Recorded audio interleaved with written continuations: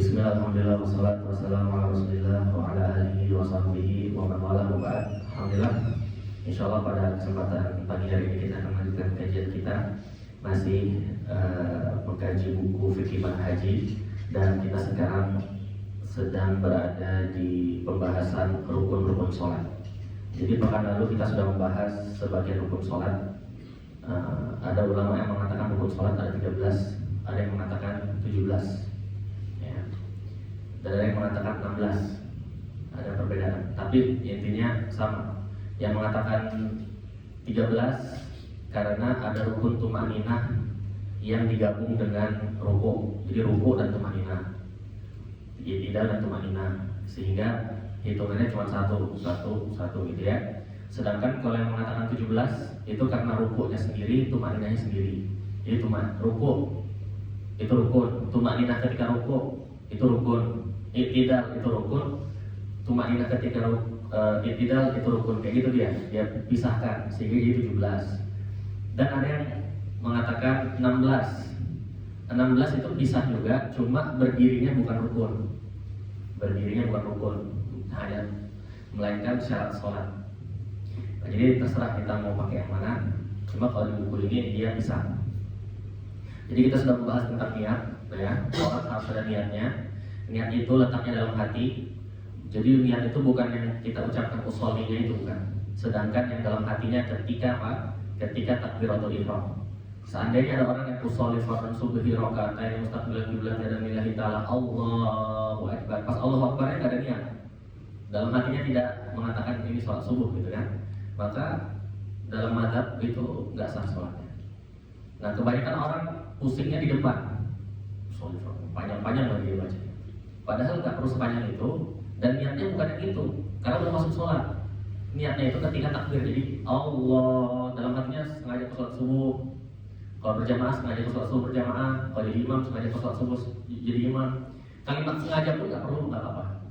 Sholat subuh imam, aku sholat subuh sebagai imam, aku sholat subuh sebagai makmum, udah cukup ya. Jadi nggak usah terlalu panjang. Kadang-kadang ada orang kayak gini sholatnya, Allah, dalam hatinya langsung sholat subuh rakaat terus salah dia langsung turun lagi.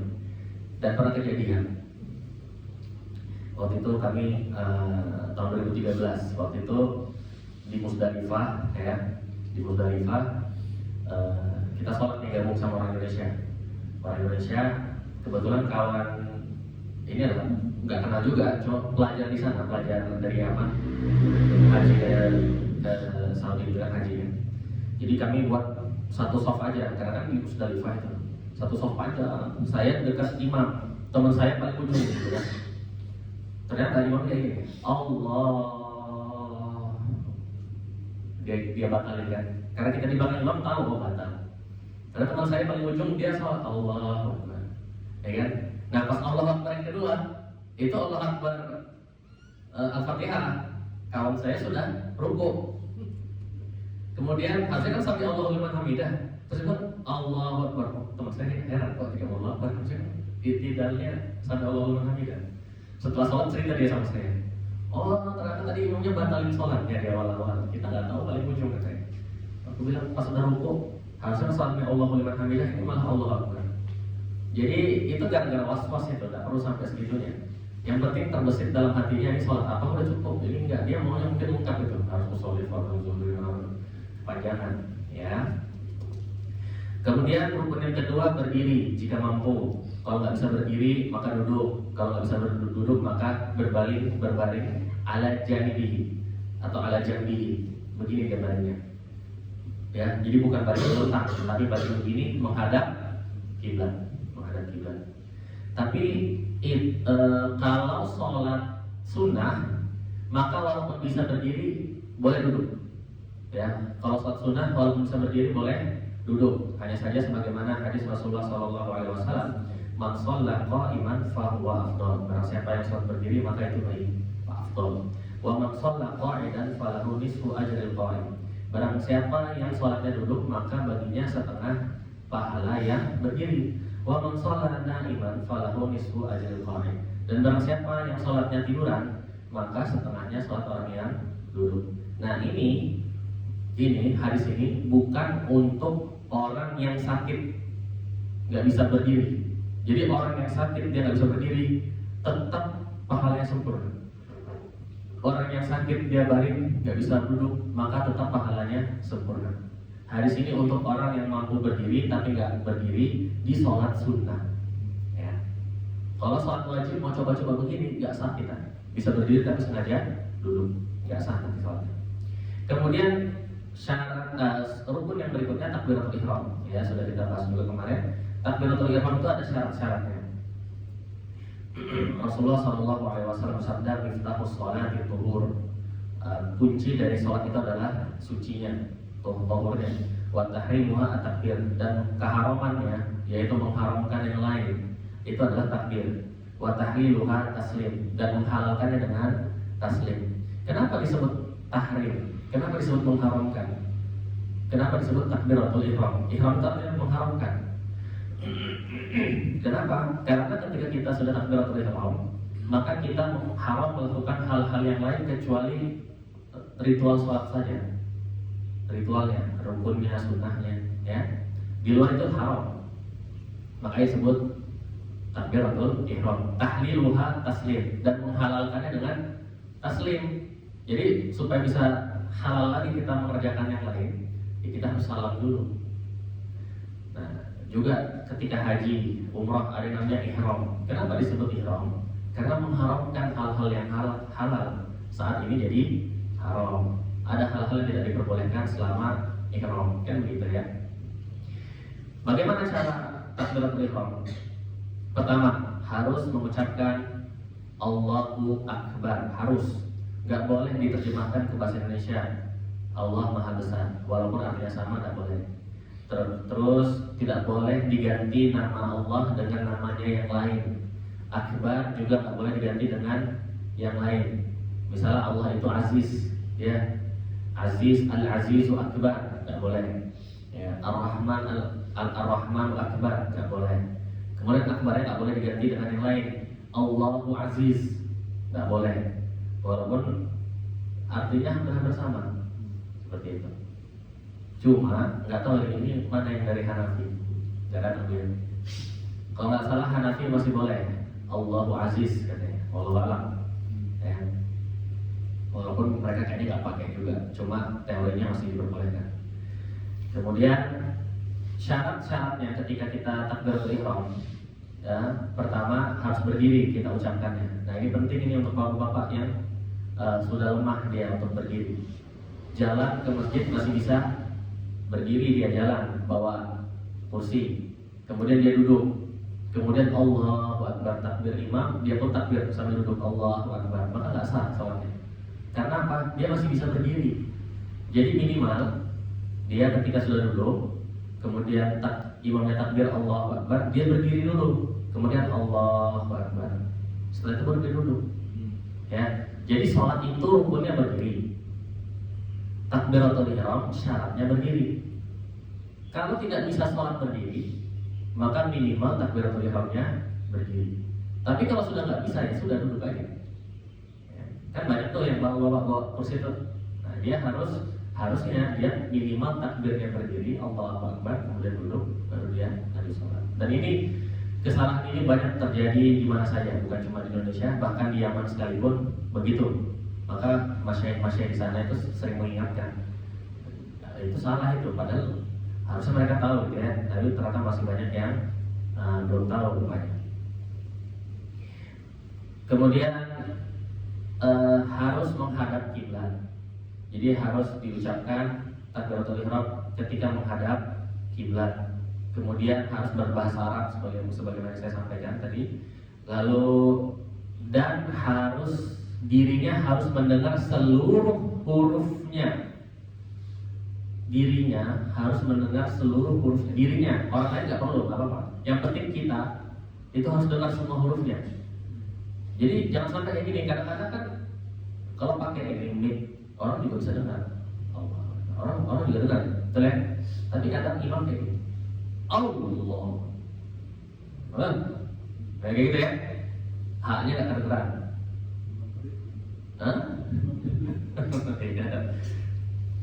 Atau mana itu hurufnya? Ya. Dan kita di belakang dia kita dengar, waduh gawat ini. Dia tahu nggak itu takbiratul ihramnya harus didengar? Apa mungkin dia Allah akbar ada? Ya, wallahu alam. Jadi ingat Pak, kalau kita lagi sholat, takbirnya itu harus didengar diri kita sendiri, seluruh hurufnya. Jadi Allahu akbar harus jelas kita dengar. Jadi kalau Allahu akbar, Allahu akbar, rohnya mana? Gitu ya. Kemudian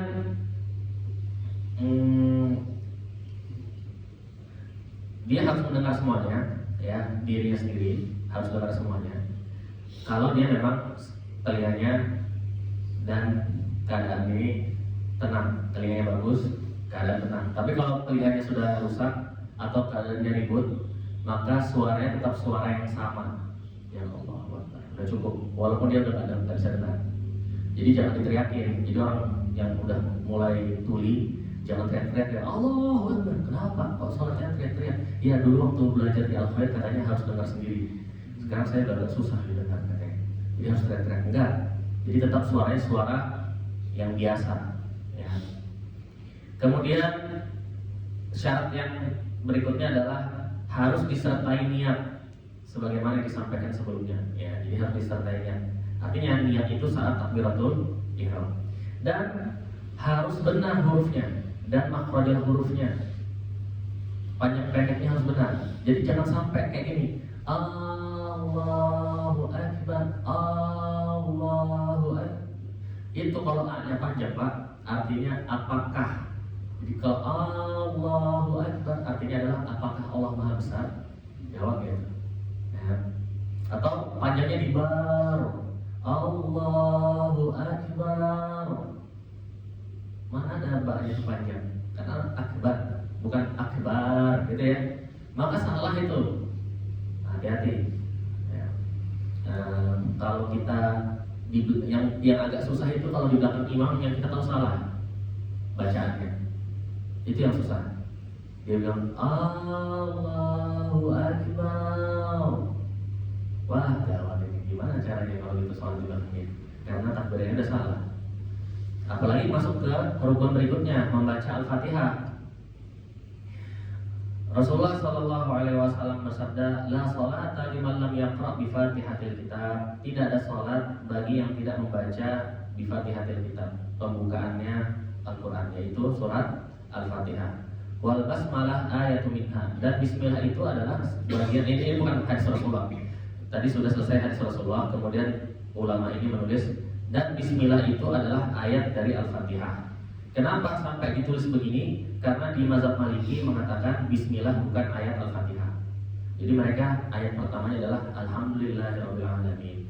Ayat ketujuhnya itu yang ini. Ayat ke-6 adalah Shiratal ladzina an'amta 'alaihim. Ayat ketujuhnya ghairil maghdubi 'alaihim waladdallin. Makanya mereka stop tuh di situ. Shiratal ladzina an'amta 'alaihim ghairil maghdubi. Berarti dia menjadikan ada ayat yang ke-6 dan ayat yang 7. Nah, kalau dalam mazhab Syafi'i itu disunahkan itu gabung. Shiratal ladzina an'amta 'alaihim ghairil maghdubi 'alaihim, itu digabung ya, disunahkan. Walaupun kalau dipotong tadi enggak apa-apa juga.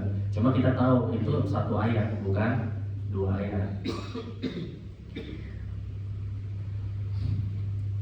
Nah, syarat membaca Al-Fatihah. Ya, syarat membaca Al-Fatihah yang pertama adalah dia harus mendengar dirinya sendiri, sama kayak takbiratul ihram. Minimal dia harus mendengar telinganya harus dengar. Jadi nggak boleh kita sholat begini, Allahu Akbar dalam hati doang. Ininya nggak bergerak sama sekali, ini nggak sah sholatnya. Jadi lidahnya harus bergerak tuh. Bisik-bisik yang penting suaranya didengar telinganya sendiri. Nah ini ada dua kubu yang saya lihat, bukan dua kubu istilahnya, dua tipe yang sangat berjauhan. Yang pertama tadi Allah Akbar terus diam dia, Allah Akbar rukuk. Jadi sholatnya nggak sah karena dia dari apa? Nggak membaca Al-Fatihah. Tapi aku baca dalam hati, bukan. Yang dimaksud dengan membaca itu adalah lidahnya bergerak, telinganya dengar. Itu namanya membaca. Jadi kalau dibilang membaca Al-Quran, berarti dia membaca, telinganya dengar.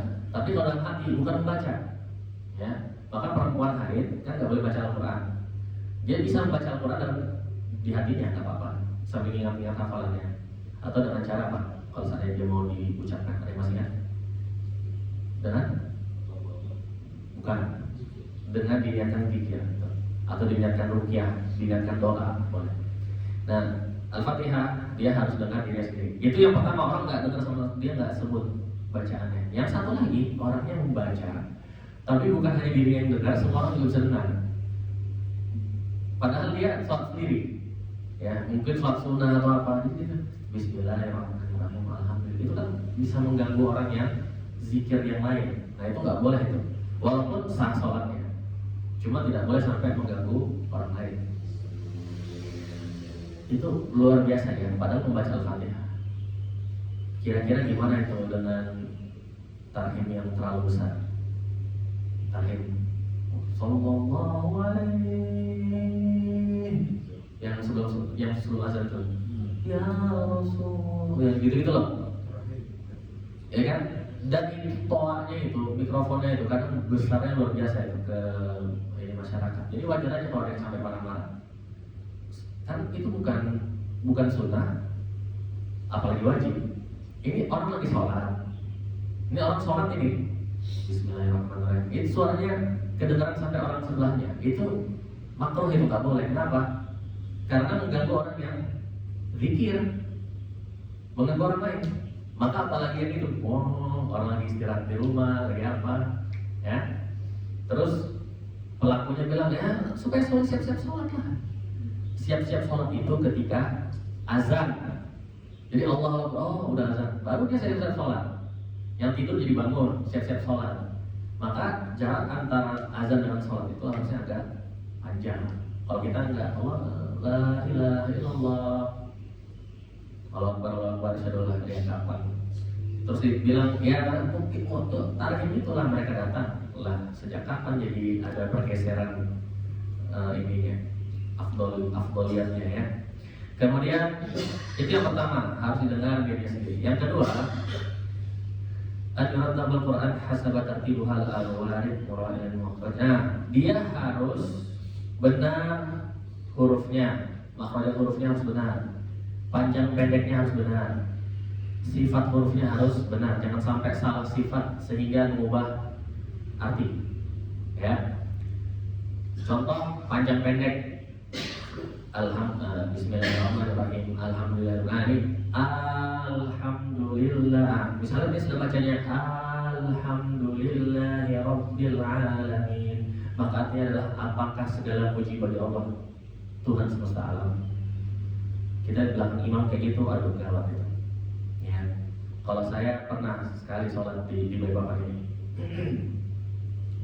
Padahal imam rawatib itu, masjidnya masjid besar. Cuma bacaannya, Al-Fatihahnya kok inilah kacau gitu kan. Surat pendeknya bagus. Aduh, akhirnya saya tahu sholatnya pada saat itu tidak sah. Jadi akhirnya saya ulang pas pulang ke rumah. Jadi harus itu panjang pendeknya harus benar. Makhrajul hurufnya harus benar.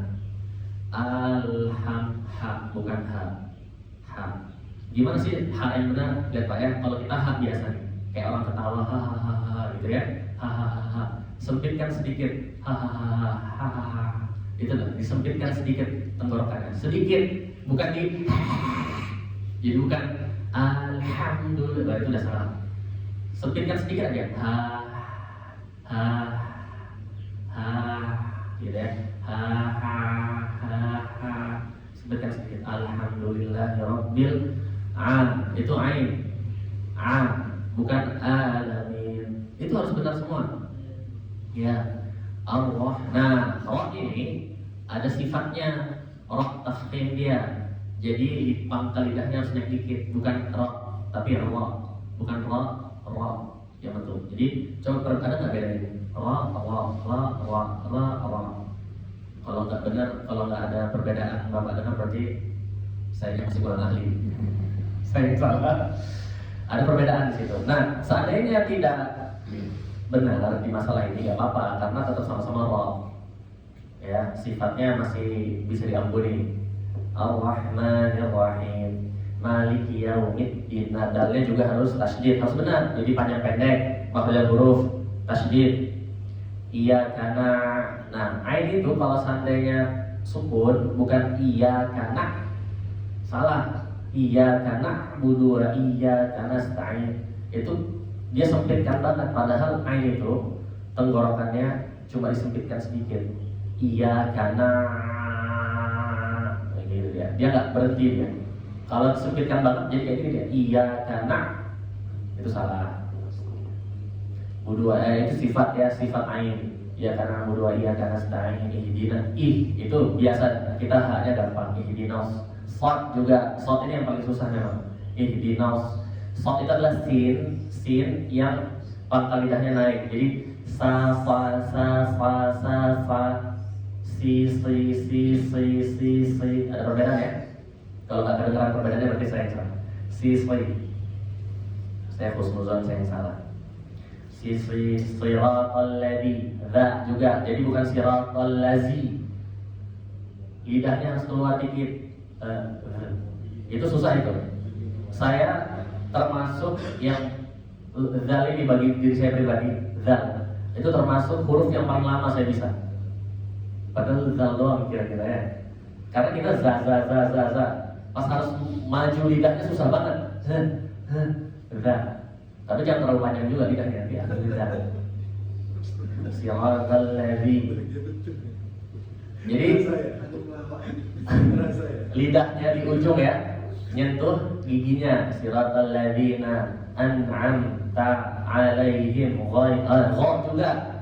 Gha itu kita kayak ngomong ga. Ya, lebih cocok ke qaf. Qa.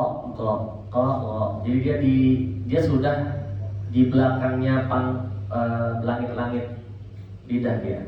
Gha ya. Dan gha itu nggak perlu sampai kayak gitu ya. Sirat ghairil maghdub. Nah, do ini yang paling susah memang. Do ini semua orang mengatakan do paling susah. Bahkan orang Arab juga mengatakan do paling susah. Do itu lidah kita itu nyamping dia. Do nyentuh yang kanan atau nyentuh yang kiri boleh, atau nyentuh dua-duanya kayak dilebarin. Ya, itu susah, memang harus dilatih itu. Out. Kalau kita enggak, walat dal dia, walat dolin. Seperti itu. Sekarang kita sholat sendiri dan kita nggak bisa makhrajul hurufnya benar. Ya, sholat kita sah atau enggak? Sah. Kita sesuai dengan ilmu kita. Sebagaimana kita sholat sesuai ilmu kita. Ya. Tapi kita tahu sekarang, kita tahu bacaan pendek-pendeknya, kita tahu tasydidnya, kita tahu makhrajul hurufnya, tahu semua sudah ya, sudah tahu. Kemudian di belakang imam yang salah, di sini yang kita tidak sah sholat di belakang imam yang salah bacaan. Tapi kalau bapak nggak tahu, nggak masalah. Paham nggak sampai sini? Kita nggak tahu nih imam ini betul atau salah, nggak tahu. Ya sudah, aman. Tapi kita sekarang tahu. Misalnya contohnya mudahnya adalah seperti ini. Benar nggak kalau ada imam baca begini? Alhamdulillahirabbil alamin. Benar nggak? Kenapa? Jadi enggak. Nah sekarang bapak di kampung sholat di belakang imam yang baca ngalamin, gimana sekarang? Nggak sah sholatnya. Mau nggak mau pak tidak bisa. Ya, sama apa itu? Bagi dia sah, bagi imamnya sah. Itulah baiknya dalam Islam itu. Kita la yukallifullahu nafsan illa wus'aha. Kita tidak dibebani kecuali sesuai kemampuan kita. Dia bisa bacanya begitu. Alhamdulillahirabbil alamin. Betul dia. Karena dia tahu itu. Kita tahu itu salah, maka kita tidak sah di belakang dia. Ya. Nah, cuma sekarang ada ulama yang bersanad bacaannya. Akil udah bersanad tuh? Sanad tuh? 2 kali sanadnya. Iya, sudah. Al-Fatihahnya bersanad 7 atau 1 ini hafaz. Misalnya beliau sudah hafaz ya, berarti betul-betul bacaannya sesuai dengan bacaannya sampai sanadnya sampai Rasulullah. Di belakang imam yang belum bersanad, jadi dia lihat ini Allahnya masih belum Allah yang sebenarnya, awalnya masih belum kurang ya, haknya masih kurang, sebenarnya masih kurang dikit. Sah atau enggak dia di belakang imam tersebut? Masih sah ya.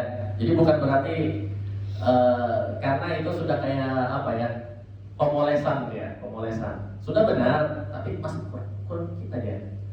Tapi dia tetap sah di belakang.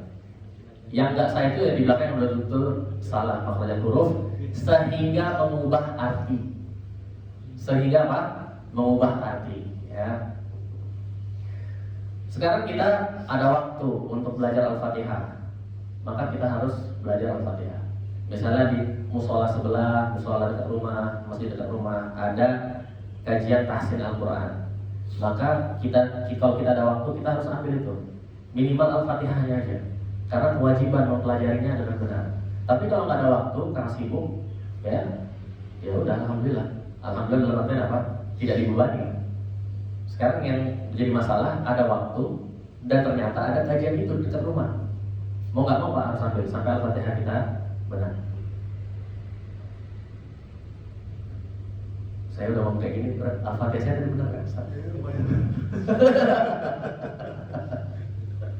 Lagi buka Google tuh, cek.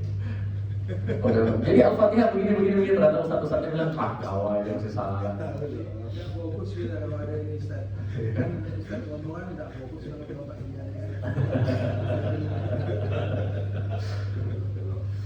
Kemudian lanjutnya ya, itu ya, makhrajul huruf semua harus benar.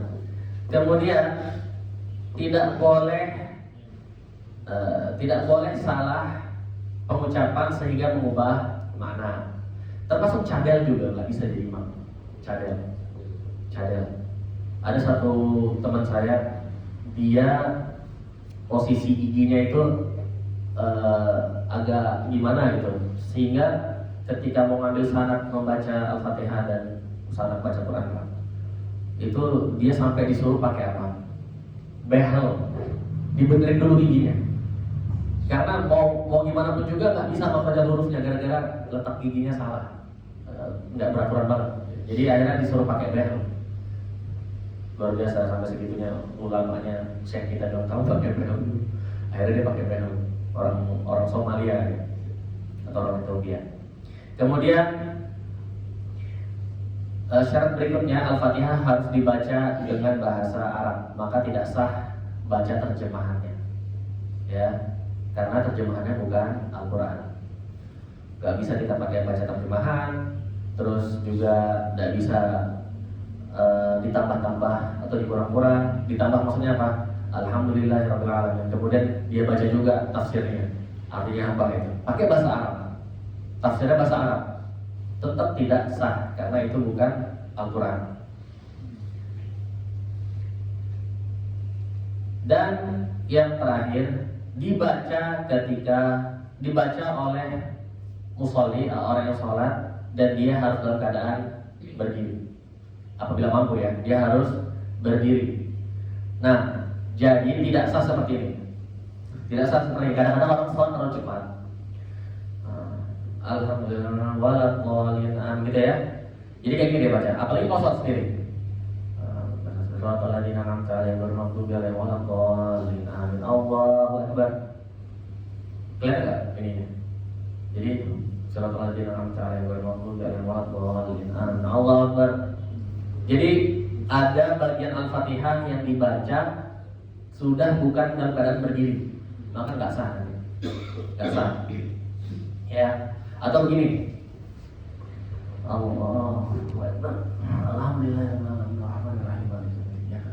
Jadi ada bagian dibaca ketika dia sedang bangkit dari sujud, berarti ada bacaan bukan dalam keadaan berdiri, tidak sah.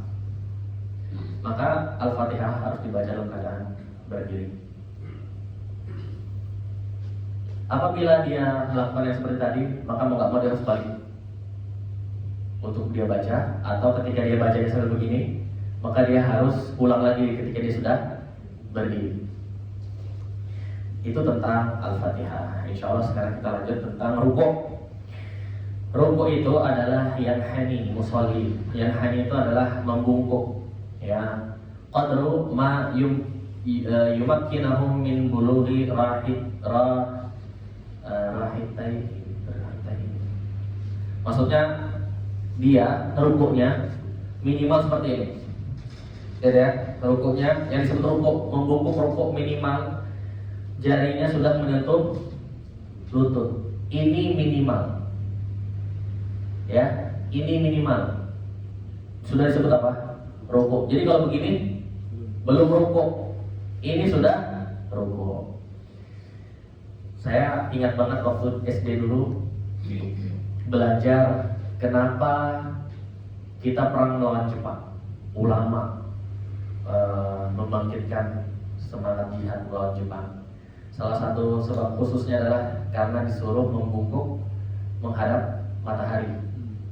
Membungkuknya karena kata ulama di buku itu dikatakan sebabnya seperti rukuk. Seperti apa? Rukuk. Saya pikir emang kan cuma gini doang. Ya kan cuma gini doang kan. Rupanya bungkuknya orang Jepang tuh ada yang begini, dan kalau bagi orang yang dihormati ada yang begini. Nah, yang pas begini ternyata memang sudah ruku, melakukan suatu gerakan ritual ibadah sholat menghadap matahari. Wajarlah pada saat itu ulama mengatakan ini nggak boleh ini. Ya. Kalau mau cuma gini doang, ini enggak. Maka disebut apa? Ruku. Setelah belajar baru tahu, oh ternyata yang saya heran ketika SD dulu terjawab sudah. Ya, karena saya kira membungkuk gitu aja emang kenapa, kan bukan ruku. Ternyata disebut apa? Ruku. Sudah menyentuh lutut. Itu minimal. Jadi kalau ada orang yang rukuknya begitu nggak usah bukan kayak gitu Pak ruku. Udah benar rukuknya. Ya, kalau mau afdol ada. Afdol gimana kalau afdol? Menyentuh, memegang dia. Apa namanya? Rukuknya dipegang, lututnya dipegang. Kemudian punggungnya harus rata. Sebisa mungkin lah. Kalau seandainya memang punggungnya bungkuk ya boleh Pak. Ya, rata, hadap bawah. Tapi ada juga orang yang terlalu berlebihan. Begini dia. Ya, ini mau yoga atau mau rukuk? Sekali aja begini nanti jatuh lantai. Ya. Jadi kalau mau yang afdal begitu tadi ya punggungnya. Tapi kalau seandainya dia cuma bisa begini atau dia sengaja memilih rukuk yang minimal sudah sah. Walaupun dia milih, aku mau rukuk minimal, boleh, tidak masalah. Dalilnya apa rukuk? Ya kalau dia amanu kau wasjudu. Ya, wahai orang yang beriman, rukuklah dan sujudlah. Yaqul Rasulullah sallallahu alaihi wasallam liman 'alima shalah 'alamahu shalah tsumma rka' hatta tatma'inna raki'an. Kemudian rukuklah sampai tatma'inna raki'an, sampai tumaninah atau bukan tatma'in itu artinya sampai diam dalam keadaan rukuk. Ya. Syarat rukuk. Pertama, dia harus membungkuk minimal kadarnya seperti kadar yang minimal tadi, minimal kadar minimal gitu. Minimal kadar minimal semampu dia. Walaupun dia memilih untuk itu silakan, ya. Kemudian syarat yang kedua, tidak dimaksudkan membungkuknya selain rukuk. Tidak dimaksudkan membungkuk selain rukuk. Kira-kira gimana? Contoh ya. Kita lagi sholat, terus HP kita jatuh atau kunci kita jatuh, sambil sholat kita ambil. Ini gerakan rukuk ini. Dia sudah melakukan apa? Rukuk. Maka dia sedang menambah rukun. Kalau dia berdiri lagi. Kecuali ketika dia ambil, niatnya apa sekarang? Bukan rukuk, ambil kan? Maka nggak dianggap rukuk. Ya, lagi gini diambil. Daripada apa? Daripada kalau sekalian nggak apa-apa. Misalnya Allahu Akbar, rukuk sudah ambil. Ini enggak. Mungkin karena banyak anak-anak takut kenapa-napa sambil sholat diambil dulu. Ya. Pelan-pelan dong. Kalau seandainya cepat-cepat misalnya dia kebanyakan gerakan nanti apa? Batal gara-gara. Jadi dia satu gitu. Maka gerakan rukuknya itu, gerakan membungkuknya nggak disebut membungkuk rukuk, ya. Mungkin aja. Kalau syekh kami karena di Yaman kan sering terdengar suara ledakan, duar. Maka sering dikasih contohnya apa? Lagi sholat dengar ledakan, terus pada begini semua, kayak gini. Ini gerakan rukuk ini. Ini gerakan rukuk. Sudah disebut apa? Sudah disebut rukuk karena dia sudah membungkuk rukuk. Seandainya dia niatnya rukuk, maka udah jatuh rukuk. Seandainya dia berdiri lagi, berarti nambah satu rukun. Maka kalau dia begini, karena suara ledakan harus berdiri lagi. Begini apakah disebut rukuk? Enggak, dia bukan niat rukuk, tapi karena dengar suara ledakan, maka berdiri lagi nggak masalah. Rinciannya sampai segitu para ulama. Nah, syarat berikutnya adalah tumakninah. Kalau di buku lain, tumakninah itu bukan syarat melainkan rukun. Apa itu tumakninah? Tumakninah itu adalah berdiam sejenak, berdiam anggota tubuh sejenak. Sejenak ini kadarnya adalah membaca subhanallah. Maka ketika rukuk minimal dia harus apa? Subhanallah. Habis itu bisa dia dengar yang lain sesuai kebutuhannya. Misalnya dia gatal, karena kalau seandainya dia begini terus dia begini terus nih, Allah, maka nggak sah rukuknya. Kenapa? Karena selama rukuk tidak ada diam sejenak, nggak ada diam sejenak dia harus diam sejenak. Gerakan rukuknya harus diam sejenak. Subhanallah, baru terserah nih misalnya dia mau garuk ini kah, mau apa, paham nggak di sini? Apalagi kalau orang sholatnya begini, Allahu Akbar, sami Allah, mana ada tumakninahnya sama sekali? Nggak sah sholatnya, karena rukuknya tidak sampai subhanallah. Nah, sekarang tahu gimana yang sholat ketika tarawih itu, Allah Akbar, amin, Allah Akbar, ya gitu, sah nggak? Nggak sah, rukuknya aja sudah tidak ada tumakninah, nggak sah. Ya. Tapi ini sudah merupakan kebudayaan kami sejak 200-100 tahun yang lalu. Ya sekarang budaya boleh-boleh aja, tapi selama tidak melanggar syariat. Kalau budaya melanggar syariat, maka syariat lebih kuat daripada budaya. Tapi kalau nggak melanggar syariat, nggak apa-apa. Ya, coba kita melanggar, nggak sah sholatnya. Lalu kemudian i'tidal, ini terakhir kita ya sebelum kita akhiri. I'tidal itu adalah bangkit dari rukuk. Maka dia bangkit lagi berdiri. Fakana idza rafa'a ra'sahu min ar-ruku'i lam yasjud hatta yastawi qa'iman. Maka ketika berdiri dari Rasulullah SAW berkata, siapa yang membaca ini? Aisyah, dari Aisyah radhiyallahu anha, Rasulullah SAW ketika berdiri dari ruku, maka tidak sujud sampai beliau berdiri tegak, baru sujud. Ya, jadi jangan sekarang ini nih. Allah. Ya, ini belum berdiri secara sempurna. Dia harus berdiri sempurna dulu, baru sujud. Dan bacaannya adalah Sami Allahu liman hamidah. Bacaan Sami Allahu liman hamidahnya itu sunnah, Pak. Sama kayak bacaan ruku, Subhanallahil azim wa bihamdi, itu adalah sunnah. Yang rukun cuma gerakannya. Kemudian Sami Allahu liman hamidah, yang rukun adalah gerakannya. Bacaannya sunnah. Nah, kalau kita mau sunnahnya, maka bacanya begini, Pak. Sami Allahu liman hamidah. Pas sudah berdiri, Rabbana walakal hamd. Termasuk juga makmum ketika imam baca Sami Allahu liman hamidah, kan Rasulullah mengatakan apabila imam mengatakan Sami Allahu liman hamidah, maka jawabnya Rabbana walakal hamd. Nah, itu sebetulnya Rabbana walakal hamd adalah bacaan ketika sudah tegak. Tapi bacaan ketika bangkit dari ruku ini adalah Sami Allahu liman hamidah. Walaupun makmum juga baca seperti itu. Kalau mengikuti sunnahnya. Tapi kalau nggak baca nggak masalah, karena bacaan itu sunnah, ya. Nah, ini harus ada tumaninah dari rukuk. Sami Allahu liman hamidah juga harus ada tumaninah, rukun berikutnya. Artinya nggak boleh orang kayak gini sholatnya. Sami Allahu liman hamidah. Coba lihat tuh. Jadi kakinya begini-begini atau tangannya begini-begini, ya.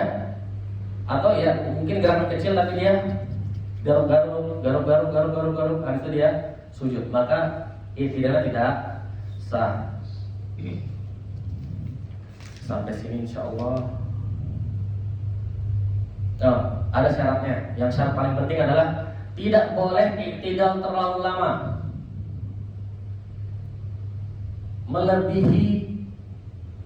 melebihi waktu membaca Al-Fatihah. Jadi dia iktidalnya terlalu lama sampai melebihi membaca Al-Fatihah. Kadang orang baca Al-Fatihah, orang yang sudah selesai baca Al-Fatihah dia masih berdiri, nah itu salah itu dan iktidalnya, tak sah nanti iktidalnya. Ya, jadi itu ada syaratnya. Dia berdiri tapi nggak boleh terlalu lama berdirinya. Sami Allahu liman hamidah rabbana wa lakal hamd. Ya, milu samawati wal ardi wa ma sita min syai'in ba'd. Allahu akbar. Ya, tapi kalau dia kelamaan sambil dia apa namanya? Meditasi. Sami Allah. Jadi Sami Allah liman hamidah.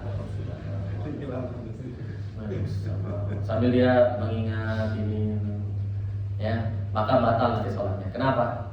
Karena berdirinya lebih lama, ya tidak lebih lama daripada Al-Fatihahnya. Kecuali kalau Al-Fatihah juga lama. Bismillah, nah itu udah lain lagi misalnya, ya. Sampai sini insya Allah semoga bermanfaat. Kurang lebihnya mohon maaf. Subhanallah bihamdika, asyhadu an la ilaha illa anta, astaghfiruka wa atubu ilaik. Assalamualaikum warahmatullahi wabarakatuh.